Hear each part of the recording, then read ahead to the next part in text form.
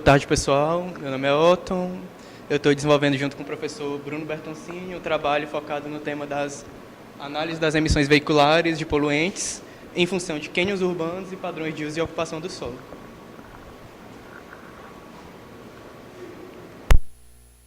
Dando uma contextualizada, falando um pouco antes da revisão, a temática das emissões de poluentes é algo muito presente até no âmbito global. Os poluentes são originados das mais diversas fontes. Nós, pessoas, emitimos poluentes. No contexto urbano, os prédios estão emitindo poluentes, mas o nosso foco aqui está nos poluentes vindos dos veículos. Falando um pouco das emissões veiculares, elas estão... Aqui nós temos as camadas da nossa atmosfera, elas estão mais concentradas nessa primeira camada da troposfera. Essas emissões veiculares são influenciadas, segundo o autor faz, por três principais fatores: pelas características dos veículos em si, por exemplo, o seu motor, a presença de catalisadores, quanto à característica da frota, se é a frota da cidade é uma frota velha, uma frota jovem, e características da operação e das vias. Da operação, no sentido do tempo das viagens, da velocidade durante as viagens, e das vias em relação à sua capacidade, dentre outros fatores. O nosso trabalho vai focar em veículos flex fuel, que são os veículos que admitem tanto combustível de gasolina como álcool, devido à sua grande abrangência no cenário atual e sua tendência de cada vez mais abranger uma maior parte dos veículos nas cidades. Aqui só alguns números. Em Fortaleza abrange 46% do total, no Brasil 36%. As questões motivadoras da gente... As duas primeiras estão bem relacionadas ao nosso título: se a altura das edificações em torno das vias impacta no perfil de emissões veiculares, e a segunda, se o padrão de uso e ocupação do solo influencia nesse perfil de emissões. E as duas outras estão relacionadas, primeiro, se esses cânions urbanos formados... Eu acho que faltou comentar um pouco que o nosso trabalho está muito focado nos cânions urbanos. O que são os cânions urbanos? Essa tendência de termos grandes ruas com paredões de veículos de um lado e do outro, que é uma consequência do processo de verticalização que está cada vez mais presente nas cidades. E o nosso trabalho está bem focado nesse aspecto. Então, a gente está interessado em saber como esses cânions impactam no perfil de emissões e qual a relação entre eles e o padrão de geração de viagem nas cidades. E, além disso, verificar se a classificação de vias proposta pela Lei de Uso e Ocupação de Fortaleza é adequada ao panorama atual da cidade. O nosso problema, entendendo como problema algo amplo que nós não seremos capazes de resolver, é a questão da emissão de poluentes, e a justificativa são as lacunas na literatura e a necessidade de fornecer ferramentas que auxiliem a tomada de decisão no âmbito da engenharia de transportes.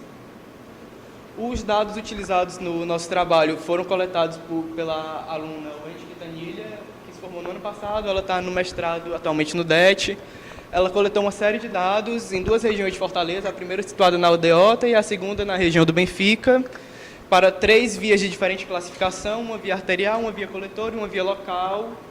Ela teve algumas dificuldades contra a coleta, foi conseguir terminar mais ou menos em setembro, outubro, então ela não conseguiu realizar toda a análise que ela desejava. E sobrou um pouco para o meu trabalho nós utilizarmos esse dado e tentar extrair mais situações. Então, a priori, a gente não pretende realizar a coleta, só utilizar o que ela coletou, e se sentirmos necessidade, a gente pode realizar no futuro. Aqui os objetivos eu já falei um pouco, também relacionados às minhas questões motivadoras. E a revisão nós decidimos dividir por partes, a fim de auxiliar a nossa metodologia.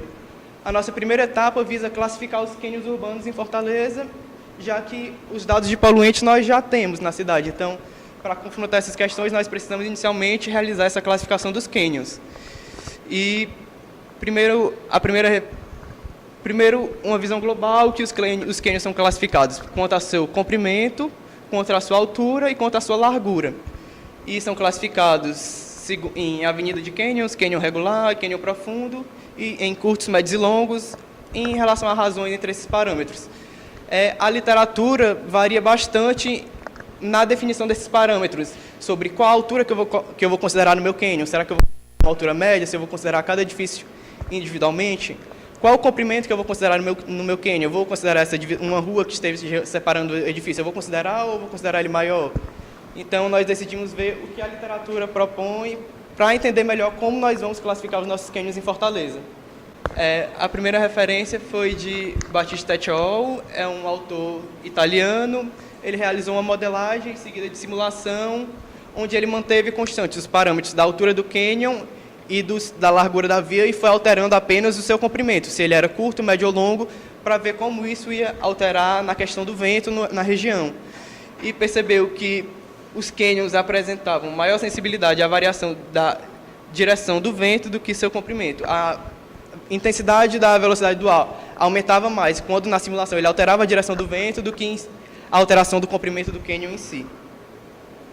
Outra modelagem realizada foi pelo autor Xi et al., que também realizou modelagem, mas nesse caso, diferente do autor anterior, que considerava o cânion simétrico, ou seja, com a altura dos edifícios da direita e à esquerda iguais, ele já considerou a variação da altura dos edifícios situados a barlavento e sotavento. O vento, na simulação realizada por ele, era ortogonal à direção principal do cânion, e foi verificado que o transporte e a dispersão dos poluentes é fortemente influenciada pelos vórtices. O que são esses vórtices? Quando o vento vem e encontra algum obstáculo, formam correntes, são conhecidos como os vórtices. E a partir da variação deles, tanto da altura dos edifícios a barlavento e sotavento, ele percebeu uma série de variações nesses vórtices e que influenciavam diretamente na dispersão dos poluentes. Aí, por fim, um estudo realizado aqui na cidade de Fortaleza, que interessou bastante o meu orientador e até motivou o nosso trabalho, foi por um professor da geografia, o professor Rivelino Cavalcante, que caracterizou a topografia urbana de Fortaleza em função dos cânions urbanos. O bairro escolhido para análise dele foi o Meireles. Ele também realizou a classificação dos cânions, naquela classificação exposta anteriormente em avenida de cânions regulares e cânions profundos. O cânion mais presente na região foram os cânions regulares, com 73%, e ele verificou a influência dos cânions, tanto na direção como na intensidade do vento, além de verificar que eles influem também na temperatura da região, principalmente nos períodos da tarde. É isso.